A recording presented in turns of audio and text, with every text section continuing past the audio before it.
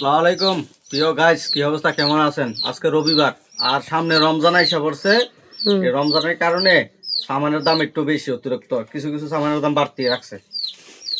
1 kilo বেসনের দাম মনে আমার মনে নাই কত হয়েছে। আধা কেজি ছোট ছোট করলা আনছি, 120 টাকা কেজি করলা, আধা কেজি 60 টাকা। পেঁয়াজ 2 কেজি পেঁয়াজ 110 টাকা, 55 টাকা কেজি।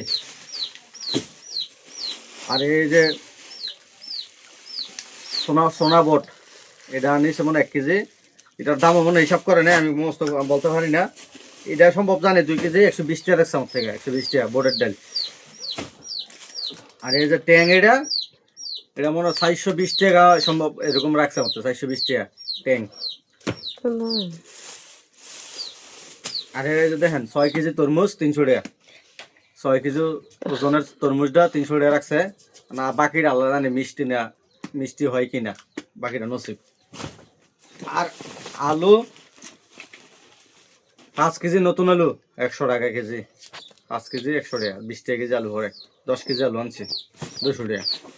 বাজার, রোজার বাজার যারা করবেন তারা আজকে কালকে আগামী দিনের ভিতরে কইরালান, কেন রোজার বাজারের ভিতরে দাম বাড়াই দিয়ে বৈশা থাকবো, নিলে নেন না নিলে নাই।